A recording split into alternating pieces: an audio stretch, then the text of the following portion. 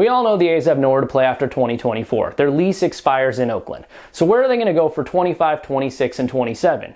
Well, Sacramento may have just re-emerged as the frontrunner to land the A's in their temporary years before going to Las Vegas.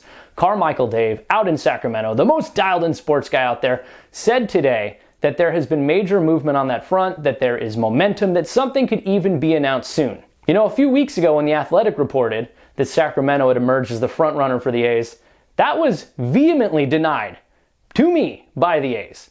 Now, I'm not seeing any denials of that coming from the A's or the city side. I believe Carmichael Dave, and I think it makes a lot of sense. But I have two major questions.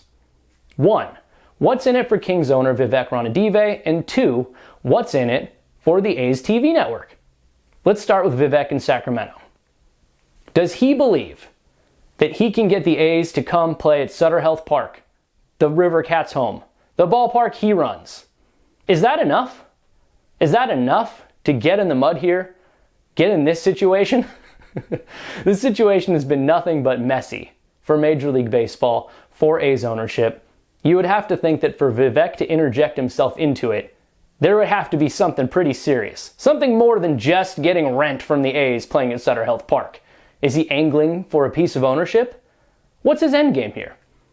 Now, the Kings do play on NBC Sports California, just like the Oakland A's.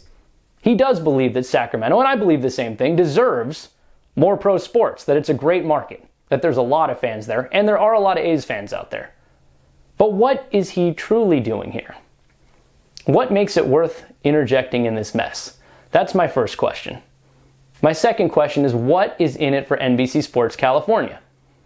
Now, we know that they're paying somewhere around $70 million a year to air games for the Oakland A's. That's their contract.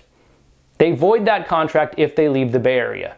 And even though they play games on the air in Sacramento, on NBC Sports California, they would lose that deal. The A's would lose that $70 million a year if they left for that market.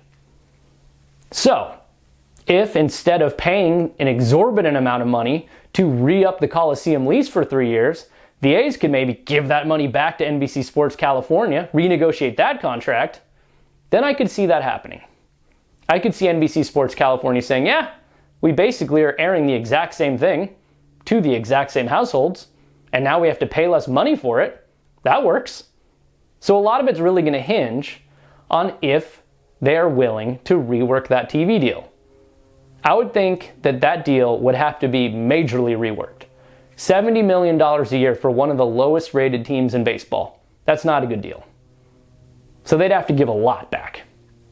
The A's would not be taking in that much money. But then they wouldn't have to worry about the demands that Oakland's asking for, like expansion, or losing the team name and colors, or paying a whole bunch of money to play at the Oakland Coliseum. That could be what NBC Sports California is thinking in this deal. Now, I find the whole thing really interesting. It actually makes sense on a lot of levels. You're not hearing the A's jump up and say, no, it's not true. We're not talking to Sacramento. You're not hearing the city of Oakland step up and say, look, this isn't happening. I'm not hearing any of that. So that leads me to believe that Sacramento really has emerged as a temporary frontrunner for the A's. But anything can change in this process. They have another meeting with the city of Oakland scheduled for April 2nd. They're still talking. But this is getting interesting, and it's getting interesting fast because they need an answer quickly. And last and perhaps most importantly, what is in it for the people of Sacramento? Are they really going to grant amnesty to an ownership group that's trying to rip a team out of another Northern California market? Keep in mind, a lot of Kings fans are diehard A's fans too. And Kings fans just had to go through this on their own, in their own market, saving the Sacramento Kings from relocation. Granting amnesty to a group that's trying to do the same thing? I don't see how they could possibly get behind that. And if they're just being used for leverage, then I really can't see them getting behind that. If this is just a leverage play, forget it.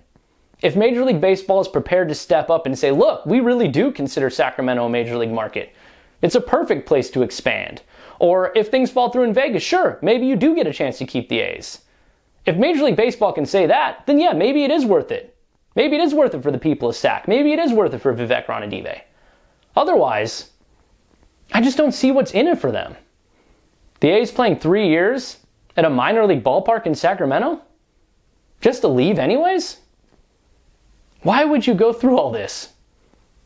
To help out an ownership group that has done so much hurt in Oakland, that has done so much hurt in Northern California.